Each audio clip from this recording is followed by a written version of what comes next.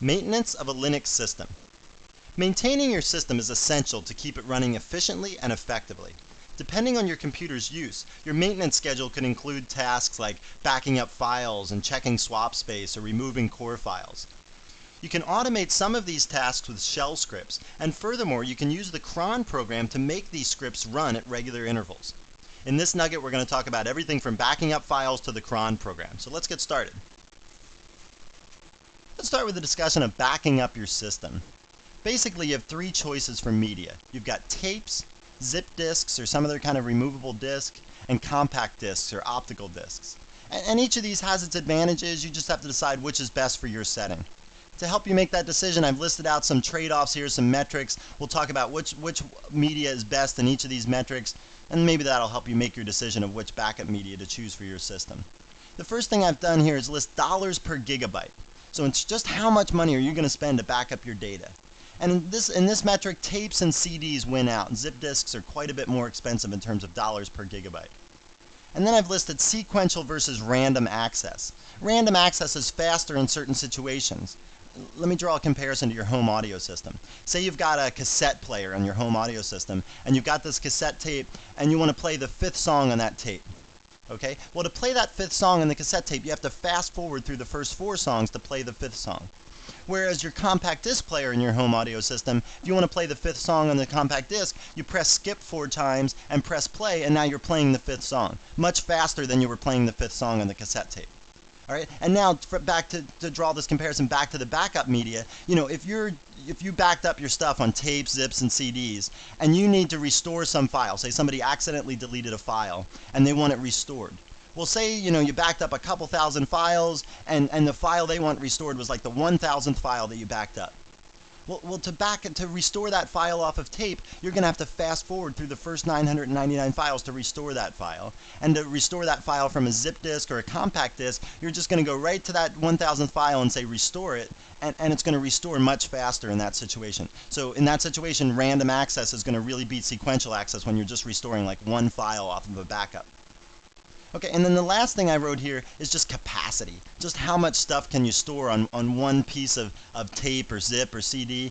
And tape wins out here. A large tape can store 10 times as much as a CD. But again, you just have to make the decision, which of these metrics is most important to you and which one are you going to choose.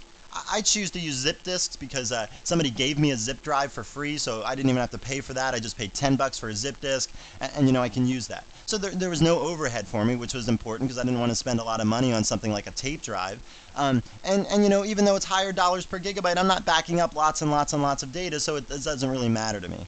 If you had a job like working for NASA or something, though, zip disks would not be the way to go because, the dollars per gigabyte would really start to weigh out because there's so much data you'd be backing up every night, this would just soar through the roof. Okay, so, like I said, you have to make the decision that's best for you. And the other thing you have to decide in this whole process is like a backup schedule. Okay, so there's different types of backups that you can do. There's full backups. When you do a full backup, you're backing up everything on the system. Every last piece of data on the system is in the full backup. And these are just like a really time-consuming process. You can't do these every time you do a backup. On a huge installation, a full backup might take like a whole day. So, if you spend a whole day doing it, and then as soon as you got done, you did another one, that seems like a waste, right? So you do full backups, every month or every few months or something, depending on your installation. And then in between your full backups, you do incremental and differential backups. Incremental backups are like the daily backups. And when you do an incremental backup, you're doing everything since the last incremental backup. Okay? So you do the incremental backups every day, and then, and they're just going every day. And then when you do the full backup again, then you start your incremental cycle over again. Now the problem here is that if you did the full backup, say you do a full backup once a month, and you do incremental backups every night. Well, just say your disk crashed and it failed on like the 29th day of the month. All right? Well, then to restore your system, you'd have to restore the full backup, and then you'd have to restore 29 incremental backups. All right? And that's a lot of work to do that, to restore your system. So that's where differential backups come in. Differential backups do everything since the last full backup. Okay, so here you're just going to do everything since the last full backup, and so in some sense differential backups are just like a globbing together of incremental backups. All right, so maybe I'll do a full backup once a month, I'll do a differential backup every week, and then I'll do an incremental backup like every night. Now if my disk crashed on like the 29th day of the cycle, I'd have to restore one full backup, one differential backup, and then maybe a few incremental backups. Okay, so that's much less work than doing like the 29 incrementals and the one full. The differential is saving us quite a bit of work. So that differential backup is just kind of like a medium-sized backup, everything since the last full backup. And you have to plan out your backup schedule. Like I said, it could be once a month for full backups. It could be once every 3 months, once every 6 months. Depends on how sensitive your information is, how much data there is, and you just have to make those decisions for your particular setting. Probably the most standard way to do backups and restores on a Linux system is with the tar command. Tar stands for tape archive. And if you remember back when we were doing packages and installing new software on our computer, we learned tar then. Sometimes we got our new software in the form of a tar file, or what we call a tarball. And we got this file, and it's just like one file, right? But inside of that file is a whole like set of files and directory structure and all that. And when we unwrapped that tar file, we got this whole directory structure with files in it, and then we ran some script to install our software. Well, now what we'll do is we'll use tar sort of the reverse way. And we'll use tar to package up our bunch of our files and directory structures and put that into a tar file. Okay, so let me switch over to be the super user here so that I can actually do this, because you have to be able to read all the different files that you're going to back up onto your tape or zip disk or whatever you got. Okay, so now I'm the super user, so I'm going to use the tar command, and first I'm going to use the tar command to back up some stuff in the long format. Okay, this is sort of the long-winded format, but it's very explanatory, especially for new users. So this is what I'm going to do for you first. Okay, and then we'll do the shorthand next. So the first option I'm going to give to tar is ---- create, which says create a tar file. When we were installing software, we would use the ---- extract option because we were extracting files out of that tar file. Okay, so I'll do that. I'll say ---- verbose, and this just puts it in verbose mode, meaning it'll tell you all the different errors that are coming up, all the files that are getting put into the tar file, and so on. Then I'm going to say ---- same permissions. Okay, and what this does is it just maintains the permissions in the directories that I'm copying over to the tape or the zip disk. And then I'll say ---- file, which just creates a file as opposed to some awful thing that gets printed out to the screen. Okay, and right here is where you would give your device. Like, so if I had a tape drive, I would say something like /dev/st1 here. I don't have a tape drive, so instead what I'm going to do is I'm going to give the mount point of my zip drive, mount zip, and make a file called tarball1. Now what I would do, if this was a real backup on a regular basis, I would put the date in here somehow so that I can maintain some sort of order, and instead of having all these files on my zip disk, I just maintain this order and saying, okay, this is the backup from this particular day and this particular stuff. Okay, and then what you do is you give the directories that you want to back up. So say I just want to back up the home directory and the Etsy directory right now. Okay, so this is what's going to happen, and then this tarball1 file is going to be on my zip disk. Okay, so I'll do this. A bunch of stuff scrolls up the screen. This is all the stuff that it copied in there. And if we go up, let's clear the screen here. Let's go up and look at mount zip. I guess I want to do a long listing there. And you can see the tarball. It's actually kind of big. This is what I wanted to show you. It's an awfully big file, but there's a lot of stuff in the home directory and the Etsy directory. Okay, and so now we've backed up something successfully to an alternative media. Now let me show you the shorthand way to do what we just did before. Okay, let me recall my tar command here. There it is. Okay, and I'll just hit Control-C here so I don't do it this time. But now what I'll do is I'll just show you the shorthand format. And the shorthand format basically is all these commands like create, verbose, same permissions, and file, but they all have one-letter abbreviations. So create is C, verbose is V, same permissions is P, and file is F. And so you would do the exact same thing like this. Mount zip, tarball1, /home, followed by /Etsy. And this would do the exact same thing as that other command. And you can see it's a lot less typing. It's kind of cryptic for the new user, CVPF, what's that mean? But for the experienced user, you can decode this and make perfect sense of it and save yourself some time in typing. Now another useful option to the tar command is the verify option. Actually, it's the D option. It's either ---- you can say, or ---- compare. And what that'll do is it'll actually do some comparison between what you're backing up and what you're writing to the tape. So if if your tape was just really degraded and bad and in bad shape, then this would catch that and it would say, hey, wait, you're writing this stuff to tape, but that doesn't match what was on the disk, and there's something wrong there. So then you'll know that your backup is not proceeding correctly. Okay, the one letter shorthand for this is D. Okay, for the diff. Okay, and this is and this is useful. You know, don't be alarmed though if you come across some errors when you do this kind of diff or compare, especially if you're backing up directories that are, you know, dynamic, like mail spools or log files or things like that, because they're certainly going to come back with errors, because it's different what you wrote to the tape, and then after you wrote it to the tape it checks back to the disk, and what's on disk is different, and that's because, you know, some log file has changed, and so it says there's an error there, when the error isn't, you know, really an error. It's just because the log file's been updated since you did the tar. Let me show you an option for the tar command that makes incremental and differential backups really simple. So basically we do the exact same tar command that we did before, like tar cvpf, and then we give the directory or the device that we're going to back it up to, and I'll just call it tarball2 here. And then before we give the directories that we want to actually back up, what we do is we use the ---- newer option, and then we give a date there, okay, like 20th of May 02. Okay, and then we give the directories that we want to back up. So this is going to back up everything from /home and /etc that's been modified since the 20th of May 02. Okay, so that's a nice way to do incremental and differential backups. Now when I hit enter here, a bunch of stuff's going to scroll by on the screen. Maybe you could tell that the amount of stuff that scrolled by was less than when we did the full backup of home and Etsy. Maybe you couldn't tell that. It definitely was. If you scroll back here, you know, there's just not as much stuff in here as there was in the full backup of /home and /Etsy. Another good resource for backups on the net is called linuxbackup.net. I've bookmarked it here.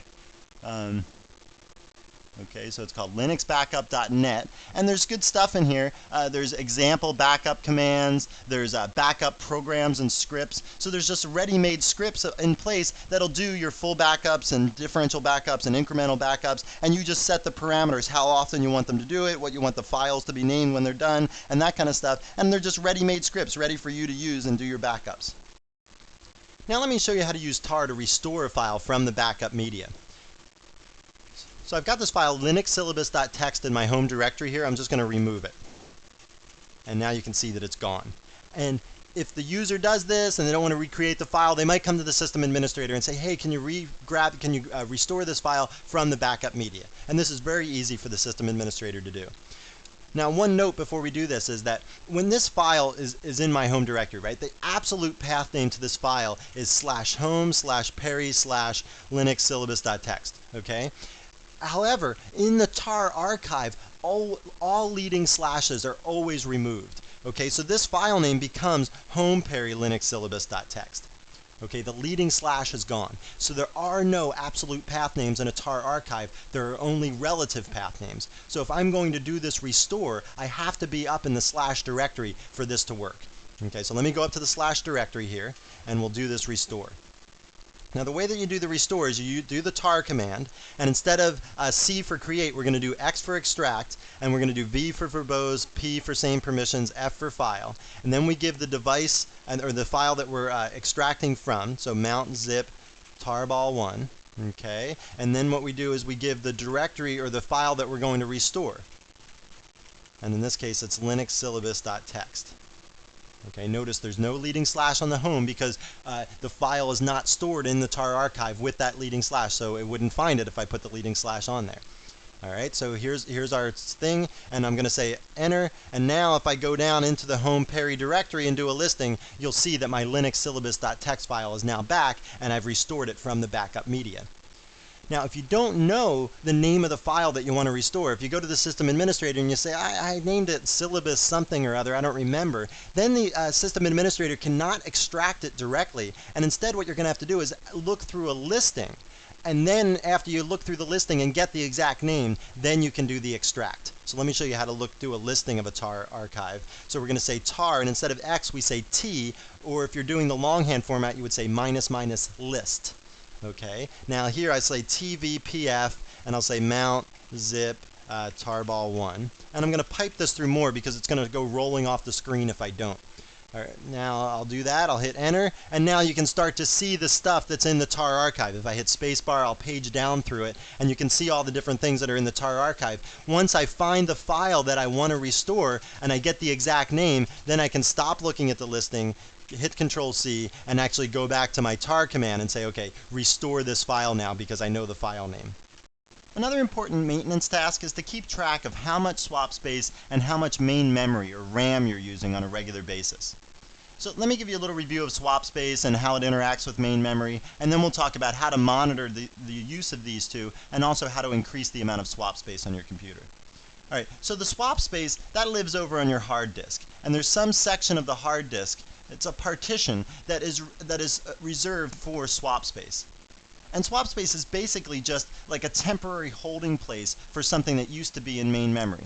Okay, so here's your memory cards over here, and what happens is some process is active, it comes into the system, it's active, and it uses up some of main memory.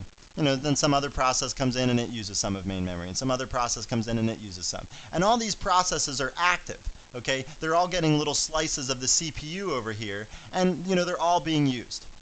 Okay, now some new process comes in and it needs some main memory to operate. Well, the operating system doesn't have any to give it because it's all filled up. So what the operating system does is it sort of determines which one of these is, the most idle. It hasn't been used in the longest amount of time. And it takes that stuff and it writes it out to the swap partition. Now that frees up some main memory so this process can come in and use some of that main memory. Now the stuff that was written out to the swap partition is going to be needed eventually. All right, so that's going to have to come back into main memory eventually, and at that point the operating system will take something else and write that out to the swap space. Okay, so there's this constant fluctuation between what's in main memory and what's in the swap partition, and that just keeps flip-flopping. The stuff that's in main memory is the more active stuff. That's the stuff that is getting slices of the CPU time and being operated on by the CPU, and the stuff that's in the swap partition is less active. It's more idle. Okay, but they definitely, things change from idle back to active and from active to idle, and things just go back and forth from the disk to main memory. Now the question is, how much main memory should you have? How much swap space should you have? And they're hard questions to answer in absolute terms. It depends on what you're doing with your system. But there's a relationship between these two that you should keep in check. So depending on how much main memory you should have that much swap space and then some. How much more just depends on what you're doing in your system. Certainly you should have like 1.2 times as much swap space as main memory. But it's more like 1.5 or 2 times as much.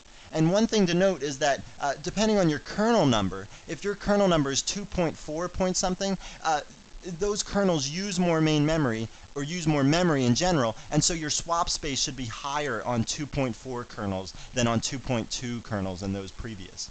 Okay, so keep that in mind when you're determining how much swap space to put on your system. Like I said, 1.5 to 2 times as much as main memory. Now let's talk about how to monitor your system's use of RAM and swap space. Okay, so the basic command to do this is the free command. We can use some options with free, but we won't use those right now. We'll just do free by itself. Now there's a few lines here. The first line is the main memory. And this is the total amount of main memory you have. This is how much main memory you're using, and this is how much main memory is free.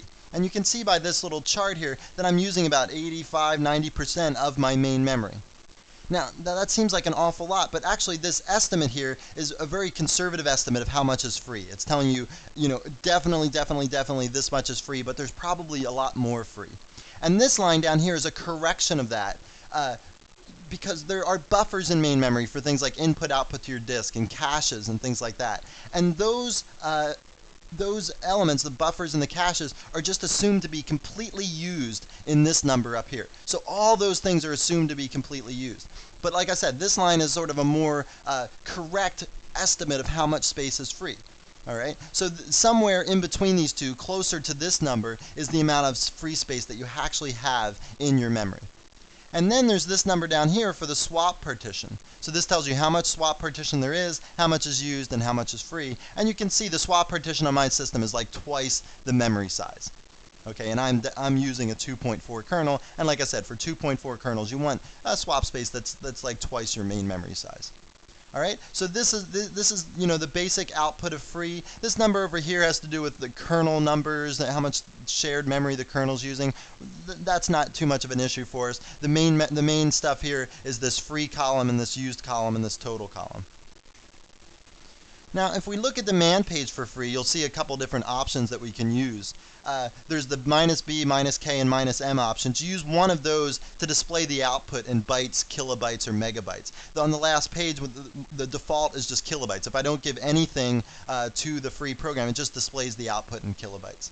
Then the -o option has to do with that buffer and cache line, okay? And the -o switch disables the output of that display.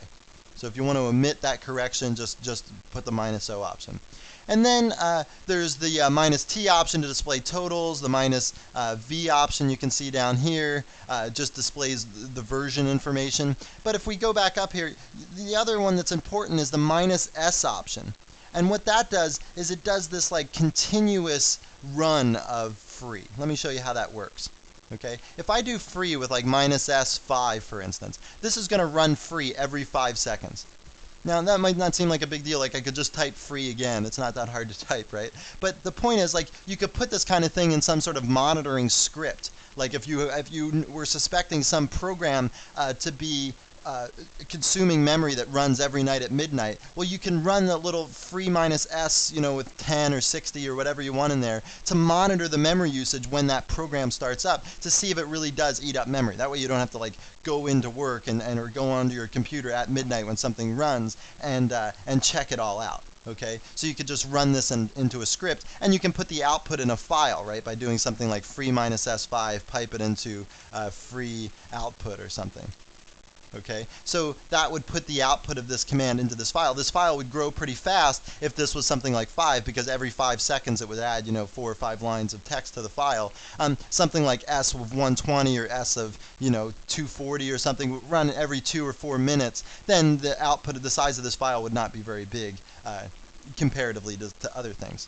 Okay, so this is how you can monitor the usage on your system. If this number here really was approaching the memory size, and it got up to 95 to 100% of the memory size, then that's when you would see this number start to grow.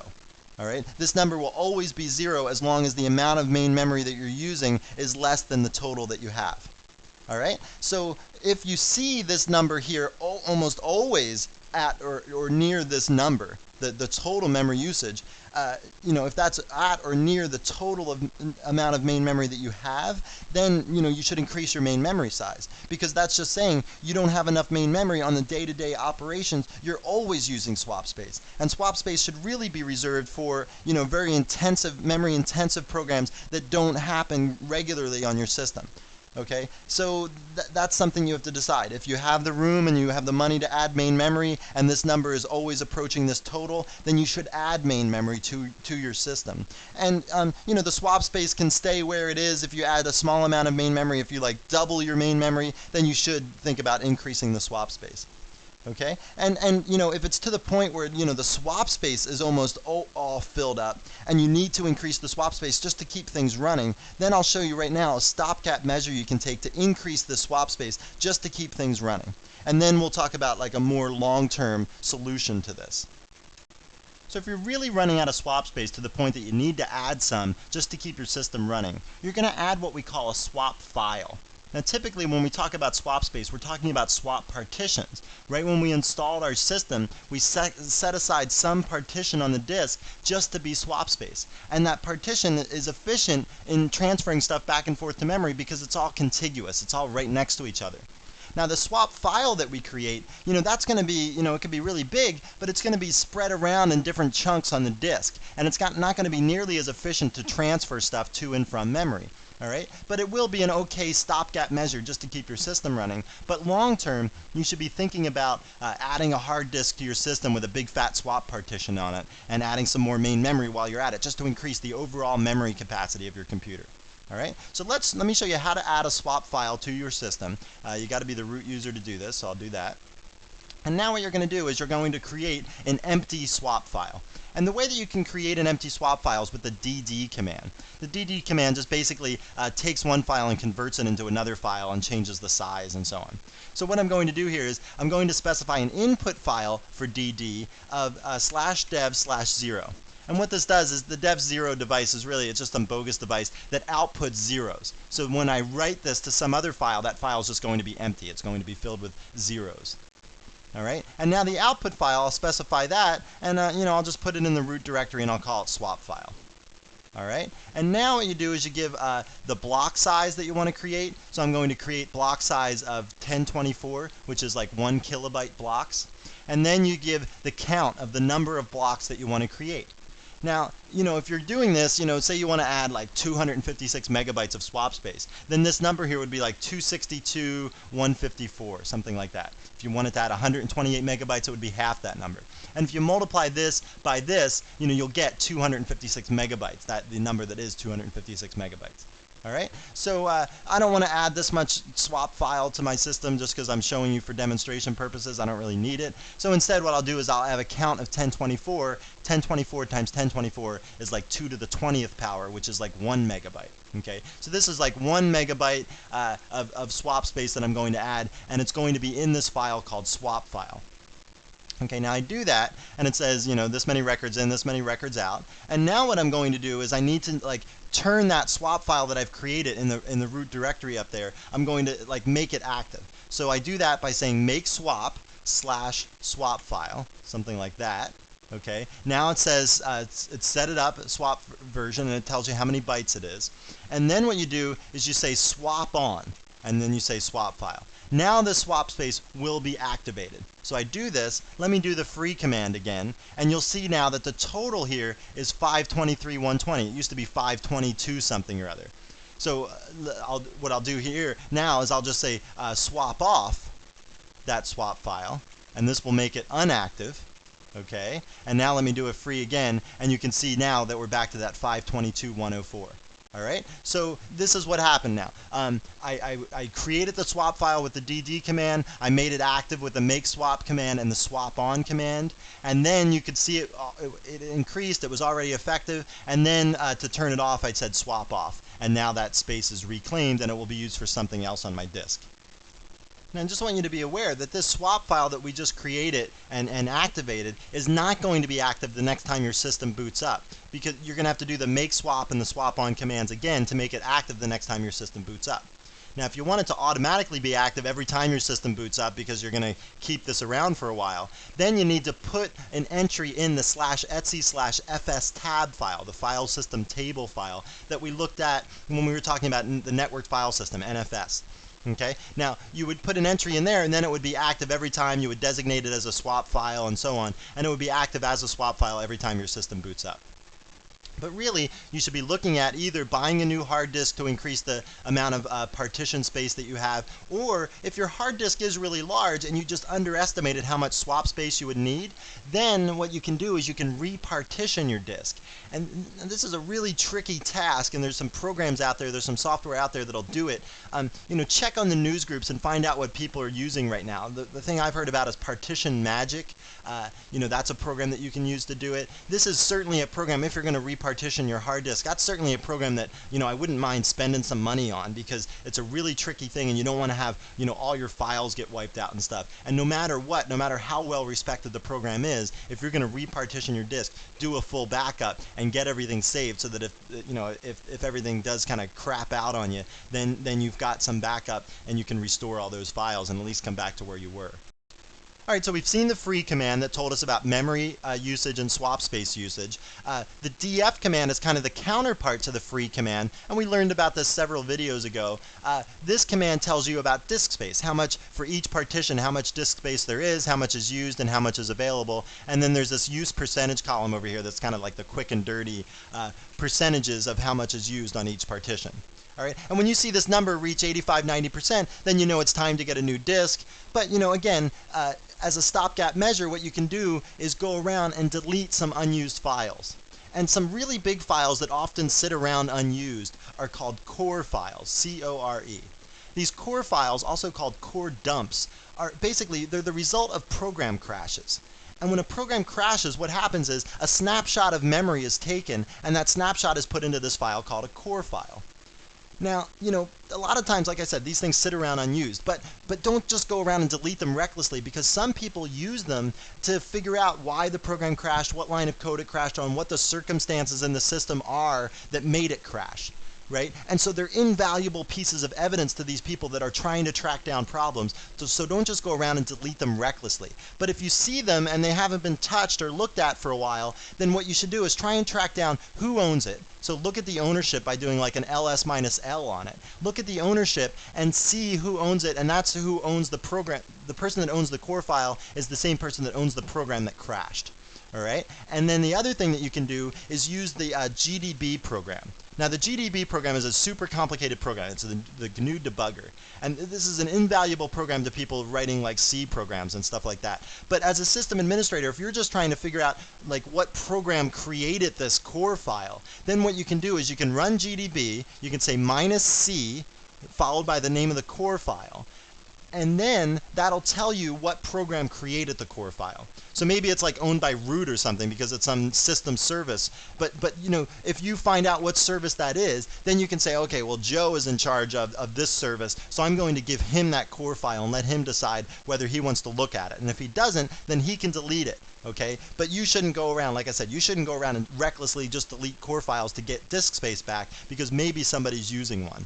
So the lesson here is, use GDB, look at the ownership, and pass the core file on to the appropriate party. And if it's not necessary, every time you delete a core file, you're going to gain back, leaps and bounds worth of disk space. So the last thing I want to talk about before we wrap up this nugget is the cron program. If we do a man on cron, you can see that it's a daemon to execute scheduled commands. So it's a daemon, meaning it's always running, but it's in the background, right? And basically cron's like always sleeping. And it wakes up like every minute, and it checks the etc cron tab file to see if it has anything to do that minute. And if it doesn't, then it goes back to sleep, it wakes up a minute later, it checks the etc cron tab file, sees if there's anything to do. If it doesn't, it goes back to sleep, and so on. All right? Now, when there is something for it to do, it executes that program, and then it goes back to sleep, and then that program just runs. Now the programs that cron tab will run will be like, there's no human intervention to these programs. They're just like some command that you run, like, a classic example would be like an incremental backup. You want to do your incremental backup, say, like every night at, 2:30 in the morning, because nobody's using the system then, so you can do it and it won't affect anybody. Right? And that's the perfect time to do it, but you don't want to have to wake up every night at 2 in the morning, log into your system, and do an incremental backup. So that's where the cron program comes in. You just set cron up, you set this etc cron tab file up so that it executes your backup script every night at 2:30 in the morning. And then you're getting work done while, you're home in bed, okay, sleeping. Right? And that's exactly what we want with regularly scheduled events. We want them to run at these regular intervals. We don't want to have to remember to run them or be inconvenienced by running them at these odd hours. All right, so let's look at the format of the etc cron tab file, and then we'll learn how to get commands in there to do what we want to do at the hours and days and weeks that we want to do them. And you can even be more fancy, if you want to say, with the times over here, so that you can do things like different schedules than just hourly, daily, weekly, and monthly. Say I want to do something like 3 times a day. How could I do that? Well, I can do that by using a format like this. I can say 02 for 2 minutes after the hour, and then I could say 4, 12, 20. Okay? And that would do it at 4:02, it would do it at 2 minutes after noon, and it would do it at 8:02. Okay? This is like military time. All right? And then if I said star, star, star, that would do it on every day of the month, every month of the year, every day of the week. And it would do it 3 times a day. All right? And that's one extra flexibility. A comma-separated list does it at all those different times. Another thing that I can do is I could say */10. All right? Star, star, star, star. What this would do is this would do something every 10 minutes. The slash is like an interval. All right? So this is saying at every 10 minutes on every day of the every hour of the day, every day of the month, every month of the year, and so on, I'm going to run some particular script. All right? So like I said before, the hourly, daily, weekly, monthly, these are just names. And the real indication of how often something runs is over here on the left in the time designations. All right? So if I had */10 in this hourly thing, even though it's called hourly, it would actually run every 10 minutes.